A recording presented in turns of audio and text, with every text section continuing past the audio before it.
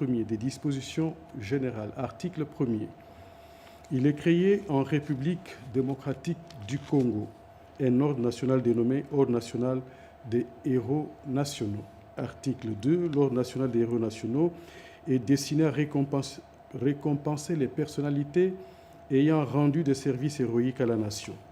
Nul ne peut être admis dans l'Ordre national des héros nationaux s'il n'est pas congolais. Article 3. Les héros nationaux font partie du patrimoine national à protéger par les pouvoirs publics et l'ensemble du peuple congolais. À ce titre, sa vie, ses œuvres et sa lutte sont enseignées et transmises à toutes les générations à travers les cours d'éducation à la citoyenneté, les médias ou tout autre moyen de diffusion de l'information. Article 4. Tous les héros nationaux sont commémorés à date unique qui sera déclaré jour férié, affixé par ordonnance du président de la République sur toute l'étendue de la République démocratique du Congo. Néanmoins, la date de décès de chaque héros national est célébrée à titre commémoratif. Article 5. Les conjoints survivants d'un héros national perçoivent une allocation. À défaut de celui-ci, l'allocation est accordée aux enfants du défunt et à défaut de ceux-ci, aux ayants droit. L'allocation est un montant forfaitaire fixé par décret du Premier ministre délibéré en Conseil des ministres. Chapitre 2. De l'admission, de l'administration et des insignes de l'ordre, de l'admission. Article 6. Est élevé à titre posthume au rang des héros national toute personne de la nationalité congolaise, d'une manière constante ou à titre exceptionnel, au péril ou au sacrifice de sa vie, aura lutté pour l'accession de la République démocratique du Congo à l'indépendance, l'instauration ou à la consolidation de l'État des droits démocratiques, la sauvegarde de l'intégrité territoriale et la préservation de l'unité ainsi que de la souveraineté nationale. Article 7. Le président de la République procède à l'élévation au rang des héros nationaux sur initiative de l'Assemblée nationale et du Sénat, s'exprimant par voie de résolution votée à la majorité des 2/3 des membres de chacune des deux chambres. Toutefois, l'Assemblée nationale ou le Sénat peut être saisi par une pétition signée par 100 000 personnes au moins ou par un projet gouvernemental délibéré en Conseil des ministres pour examiner une demande d'admission dans l'Ordre national des héros nationaux. Section 2 de l'administration de l'ordre. Article 8. Le président de la République est grand chancelier de l'ordre. L'administration de l'ordre est confiée au chancelier des ordres nationaux. Section 3. Des insignes. Article 9. Le président de la République procède au dépôt ou à la remise des insignes qui sont a. La plaque symbolique des héros nationaux composée d'un plateau de 81 nervures, dont 41 petites et 40 grandes, sur lesquelles est appliquée la palme de l'Ordre national des héros nationaux, surmontée d'une étoile lorsqu'elle est conférée à titre civil et de deux fusils entrecroisés lorsqu'elle est conférée à titre militaire. B. La monture en or. C. Le chapeau assorti de la palme en or de l'ordre. Le héros national sera coiffé d'un chapeau de couleur bleue, entouré d'un ruban rouge avec des raies jaunes de part et d'autre. Chapitre 3. Des dispositions transitoires, abrogatoires et finales. Article 10. À la promulgation de la présente loi, l'ancien Premier ministre Patrice Emery Lumumba et l'ancien président de la République, Laurent Désiré Kabila, conservent les statuts de héros national. Article 11. Sont abrogées toutes les dispositions antérieures contraires à la présente loi. Article 12. La présente loi entre en vigueur à la date de sa promulgation. Faite à Kinshasa, le 23 décembre 2025, Félix Antoine Tshisekedi Tshilombo, pour copie certifiée conforme à l'original, le 23 décembre 2025, le cabinet du président de la République, Anthony Kinzo Kamole, directeur de cabinet. Loi numéro 25/058 du 23 décembre 2025, portant création de l'Ordre national du Léopard. Je vous épargne de la lecture de l'exposé des motifs. L'Assemblée nationale et le Sénat ont adopté. Le président de la République promulgue la loi dont la teneur suit. Chapitre 1er.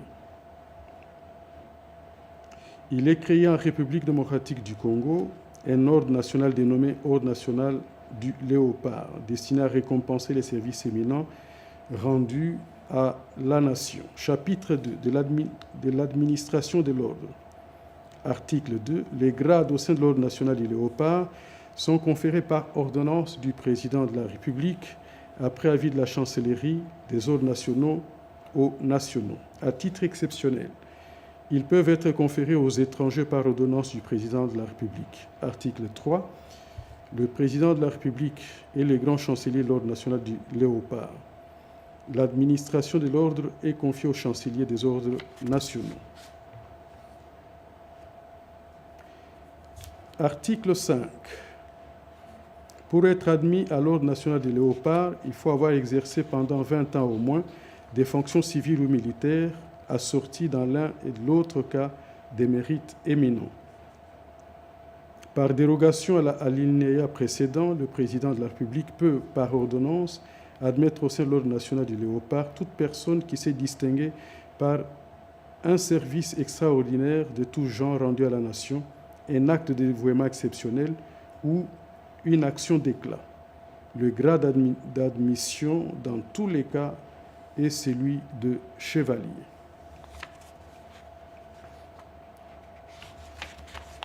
Article 6. L'avancement en grade est hiérarchisé. Pour être promu au grade supérieur, il faut réunir les conditions suivantes. A. Au grade d'officier, avoir été chevalier pendant 5 ans au moins et justifier des mérites acquis à ces grades. B. Au grade de commandeur, justifier des mérites acquis au grade d'officier et avoir presté pendant 5 ans au moins en tant que tel.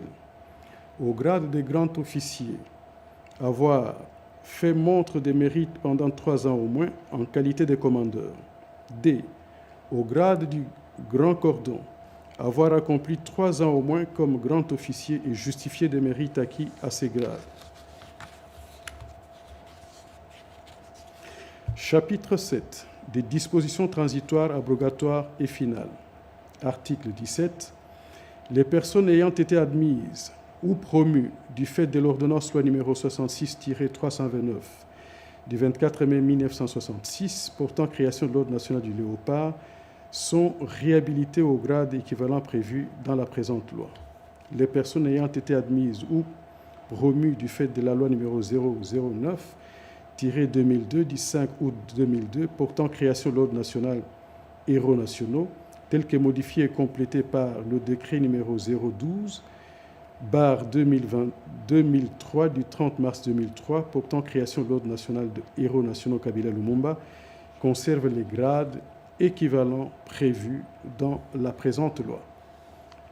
Article 18. Sont abrogées toutes dispositions de la loi numéro 009/2002 du 5 août 2002 portant création de l'Ordre national héros nationaux, tel que modifié et complété par le décret loi numéro 012/2003 du 30 mars 2003, ainsi que toutes les dispositions antérieures contraires à la présente loi.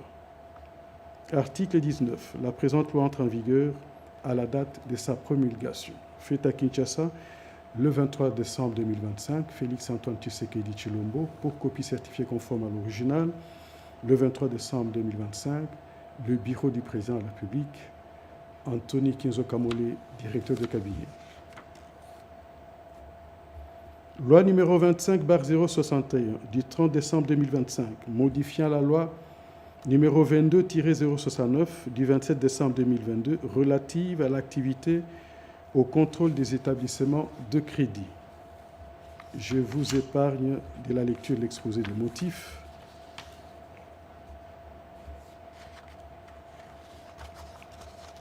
L'Assemblée nationale et le Sénat ont adopté. Le président de la République promulgue la loi dont la teneur suit. Article 1er. Les articles 11 et 190 de la loi numéro 22-069 du 27 décembre 2022 relatives à l'activité et au contrôle des établissements de crédit sont modifiées comme suit. Article 11. Les établissements de crédit sont constitués sous forme d'une personne morale de droit congolais avec plusieurs actionnaires, associés ou sociétaires détenant chacun une quotité de capital social définie par la Banque centrale du Congo par voie d'instruction. À cet effet, les établissements de crédit sont tenus d'avoir leur siège social et d'administration centrale, entendu comme leur centre décisionnel sur le territoire de la République démocratique du Congo. Les titres représentatifs du capital social d'un établissement de crédit revêtent la forme nominative.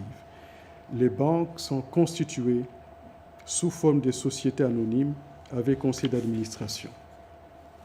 Sauf disposition légale contraire, la Banque centrale du Congo fixe par voie d'instruction la forme juridique des autres catégories d'établissements de crédit en adéquation avec leurs activités.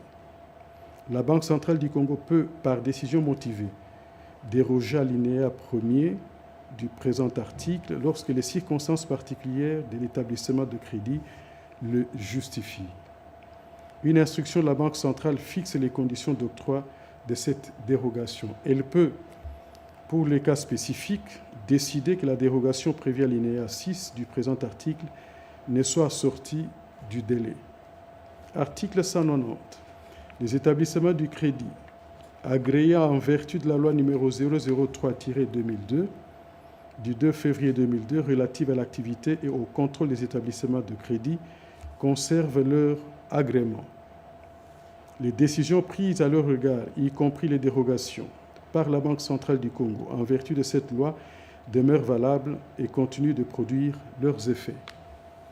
Les établissements de crédit existants, dont la structure du capital ne satisfait pas aux dispositions de l'article 11, disposent d'un délai de 36 jours pour se conformer à l'obligation visée à l'article 11, alinéa 1er de la présente loi. Passé ce délai, ils sont tenus de soumettre à la Banque centrale du Congo un plan de mise en conformité assorti d'un calendrier d'exécution. Article 2. La présente loi abroge toutes les dispositions antérieures contraires. Elle entre en vigueur à la date de sa promulgation. Faite à Kinshasa le 30 décembre 2025, Félix Antoine Tshisekedi Tshilombo, pour copie certifiée conforme à l'original, le 30 décembre 2025, le bureau du président de la République, Anthony Kinzo Kamole, directeur de cabinet. Loi numéro 25/062 du 30 décembre 2025 modifiant et complétant la loi numéro 73-021 du 20 juillet 1973 portant régime général des biens, régime foncier et immobilier et régime de sûreté tel que modifié et complété par la loi numéro 80-008 du 18 juillet 1980. L'Assemblée nationale et le Sénat ont adopté. Le président de la République promulgue la présente loi dont la teneur suit. Article 1er. Les articles 1er, 2, 4, 12, 13, 23, 37, 60, 63, 64, 66, 71, 74, 80, 84, 101, 107, 109, 110, 121, 137, 144, 146, 154, 158, 160, 161, 162, 163, 164, 165, 167, 175, 180, 181, 82, 183, 184, 186, 190, 192, 193, 194, 195, 196, 197, 198, 199, 200, 202, 203, 204, 205, 206, 207, 222, 223, 224, 227, 229, 233, 239, 258, 285, 312, 313, 315, 316, 369, 373, 375, 376, 377, 380, 382, 383, 384, 387, 389, 391, 393 de la loi numéro 73 20 du 20 juillet 1973 portant régime général de biens, régime foncier immobilier et régime de sûreté tel que modifié et complété par la loi numéro 80-008 du 18 juillet 1980 sont modifiés. Article 2. Il est inséré au chapitre 4 intitulé de l'usufruit au titre 2 de la première partie de la loi numéro 73-021 du 20 juillet 1973 portant régime général des biens, régime foncier, des immobiliers et régime de sûreté tel que modifié par la loi numéro 80-008 du 18 juillet 1980 comprenant les articles 48-1, 48-2, 48-3, 48-4, 48-5, 48-6, 48-7, 48-8, 48-9, 48-10, 48-11, 48-12, 48-13, 48-14, 48-15, 48-16, 48-17, 48-18, 48-19, 48-20, 48-21, 48-22, 48-23, 48-24, 48-25, 48-26, 48-27, 48-28, 48-29, 48-30, 48-31, 48-32, 48-33, 48-34 et 48-35.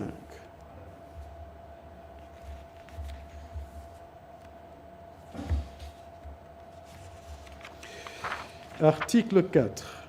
Article 3. Il est inséré au chapitre 5 intitulé « De l'usage de l'habitation » au titre 2 de la première partie de la loi numéro 73-021 du 20 juillet 1973 portant régime général de biens, régime foncier immobilier, régime de sûreté, tel que modifié par la loi numéro 80-008 du 18 juillet 1980, comprenant les articles 48-36, 48-37, 48-38, 48-39, 48-40, 48-41, 48-42, 48-43, 48-44, 48-45 et 48-46. Article 4. Il est inséré dans la loi numéro 73-021 du 20 juillet 1973 portant régime général des biens, régime foncier immobilier, régime des sûretés, tel que modifié par la loi numéro 80-008 du 18 juillet 1980, les articles 56-1, 56-2, 56-3, 60-1, 60-2, 63-1, 64-1 et 94-1. Article 5. Il est inséré dans la loi numéro 73-021 du 20 juillet 1973 portant régime général des biens, régime foncier et immobilier et régime de sûreté, tel que modifié par la loi numéro 80-008 du 18 juillet 1980, les articles 175-1, 175-2, 175-3, 175-4, 175-5, 175-6, 175-7, 175-8, 175-9 et 175-10. Article 6. Il est inséré dans la loi numéro 73-021 du 20 juillet 1973 portant régime général des biens, régime foncier et immobilier et régime des sûretés tel que modifié par la loi numéro 80-008 du 18 juillet 1980, comprenant les articles 180-1, 181-2, 183-3, 183-2, 184-1, 189-1, 193-1, 193-2, 206-1, 207-1, 219-1, 219-2, 224-1, 235-1, 235-2, 388-1, 388-2, 388-3, 388-4 et 397-1. Article 7. Sont modifiés. 1. L'intitulé du paragraphe 4 de la section 2 du chapitre 2 du titre 1er de la deuxième partie de la loi numéro 73-021 du 20 juillet 1973 portant régime général de biens, régime foncier immobilier et régime de sûreté, tel que modifié par la loi numéro 80-008 du 18 juillet 1980, comme suit. Des dispositions spéciales à l'attribution des terres à titre gratuit. Deuxième tiré, l'intitulé du point A du paragraphe 4 de la section 2 du chapitre 2 du titre 1 de la deuxième partie de la loi numéro 73-021 du 20 juillet 1973 portant régime général de biens, régime foncier et immobilier et régime de sûreté tel que modifié par la loi numéro 80-008 du 18 juillet 1980 comme suit. En faveur des Congolais, personnes physiques. Troisième tiré, l'intitulé du paragraphe 2 de la section 5 du chapitre 2 du titre 1 de la deuxième partie de la loi numéro 73-021 du 20 juillet 1973 portant régime général des biens, régime foncier immobilier et régime de sûreté tel que modifié par la loi numéro 80-008 du 18 juillet 1980 comme suit. De l'enquête publique préalable. Article 8. Sont abrogés les articles 201 et 218 de la loi numéro 073-021 du 20 juillet 1973 tel que modifié et complété par la loi numéro 20-008 du 18 juillet 1980 ainsi que toutes les dispositions antérieures contraires à la présente loi. Article 9. La présente loi entre en vigueur à la date de sa promulgation, faite à Kinshasa le 30 décembre 2025, Félix Antoine Tshisekedi Tshilombo. Pour copie certifiée conforme à l'original, le 30 décembre 2025, le bureau du président de la République, Anthony Kinzo Kamouli, directeur de cabinet. Ordonnance loi numéro 25/044 du 31 décembre 2025 portant autorisation de la prorogation de l'état de siège sur une partie du territoire de la République démocratique du Congo. Le président de la République, vu la Constitution, telle que modifiée par la loi numéro 11/002 du 20 janvier 2011, portant révision de certains articles de la Constitution de la République démocratique du Congo du 18 février 2006, spécialement ses articles 85, 129, 144, alinéa 5 et 145. Vu la loi numéro 25/056 du 22 décembre 2025, portant habilitation du gouvernement, spécialement ses articles 1er, 2 et 3, vu tel que modifié, vu tel que complété à ce jour, l'ordonnance numéro 21/015 du 3 mai 2021 portant proclamation de l'état de siège sur une partie du territoire de la République démocratique du Congo, spécialement en son article 1er, vu l'ordonnance numéro 24/88 du 11 octobre 2024 portant organisation et fonctionnement du gouvernement, modalités de collaboration entre le président de la République et le gouvernement, ainsi qu'entre les membres du gouvernement, vu l'ordonnance numéro 24/022 du 1er avril 2024 portant nomination d'un Premier ministre, vu l'ordonnance numéro 25/247 du 7 août 2025 portant nomination de vice-premier ministre, des ministres d'État, des ministres délégués des vice-ministres, vu la nécessité et l'urgence, sur proposition du gouvernement délibérée en Conseil des ministres, ordonne. Article 1er est autorisé conformément à l'article 144 alinéa 5 de la Constitution pour une période de 15 jours, prenant cours le 2 janvier 2026, la prorogation de l'état de siège proclamé par l'ordonnance numéro 21/015 du 3 mai 2021. Article 2. Sont abrogées toutes les dispositions antérieures contraires à la présente ordonnance-loi. Article 3.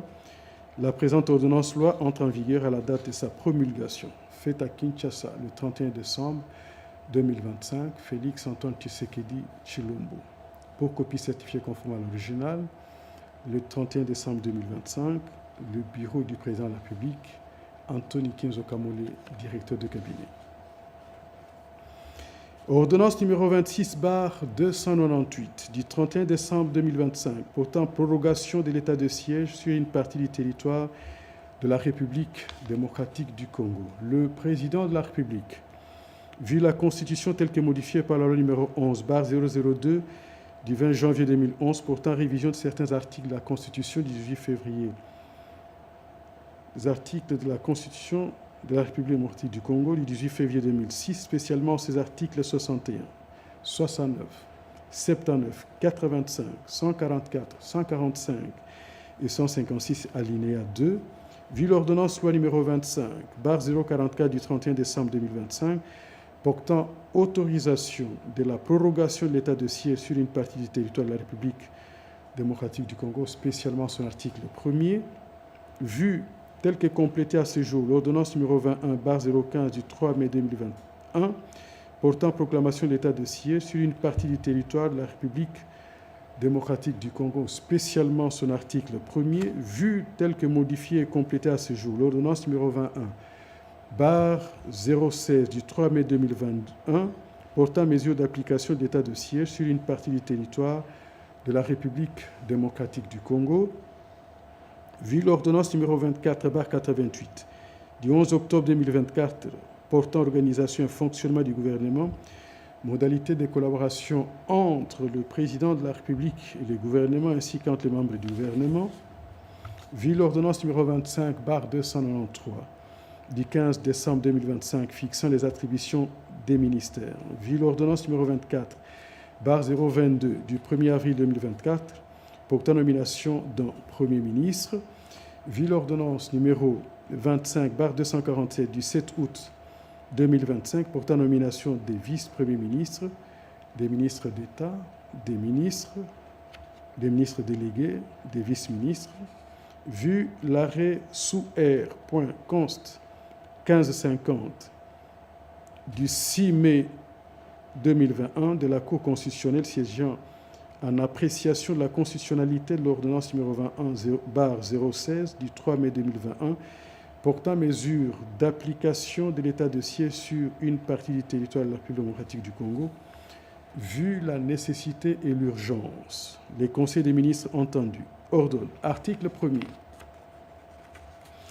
est prorogé pour une période de 15 jours, prenant cours le 2 janvier 2026, l'ordonnance numéro 21/015 du 3 mai 2021, telle que modifiée à ce jour, portant proclamation de l'état de siège sur une partie du territoire de la République démocratique du Congo. Article 2. Sont abrogées toutes les dispositions antérieures contraires à la présente ordonnance. Article 3. La Première ministre, le vice-premier ministre, ministre de l'Intérieur, Sécurité, Décentralisation, Affaires coutumières, le vice-premier ministre, ministre de la Défense nationale, ancien combattant, ainsi que les ministres d'État, ministre de la Justice et garde des Sceaux, sont chargés chacun en ce qui les concerne de l'exécution de la présente ordonnance qui sort ses effets à la date de sa signature, faite à Kinshasa le 31 décembre 2025, Félix Antoine Tshisekedi Tshilombo, pour copie certifiée conforme à l'original, le 31 décembre 2025, pour le bureau du président de la République, Anthony Kinzo Kamole, directeur de cabinet. Et enfin, ordonnance numéro 25/299 du 31 décembre 2025 portant nomination d'un inspecteur général et d'un inspecteur général adjoint d'un service public dénommé Inspection générale des mines, en sigle IGM. Le président de la République, vu la Constitution telle que modifiée par la loi numéro 11/002 du 20 janvier 2011 portant révision de certains articles de la Constitution de la République démocratique du Congo du 18 février 2006, spécialement ces articles 79 et 81, vu la loi numéro 007/2002 du 11 juillet 2002 portant code minier tel que modifié et complété à ce jour, vu l'ordonnance numéro 24/88 du 11 octobre 2024 portant organisation et fonctionnement du gouvernement, modalité de collaboration entre le président de la République et le gouvernement ainsi qu'entre les membres du gouvernement, vu l'ordonnance numéro 25/293 du 15 décembre 2025 fixant les attributions des ministères, vu l'ordonnance numéro 24/022 du 1er avril 2024 portant nomination d'un Premier ministre, vu l'ordonnance numéro 25/247 du 7 août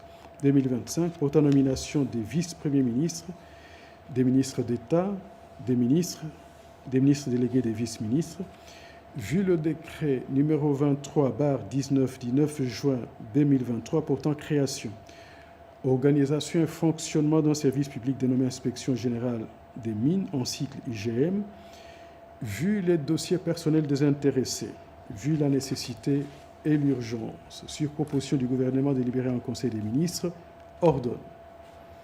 Article 1er.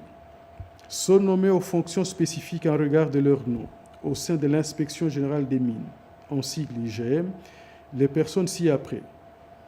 Messieurs Raphaël Kabengele, inspecteur général, Messieurs Jean-Paul Kilembe Soyanfou, inspecteur général adjoint. Article 2.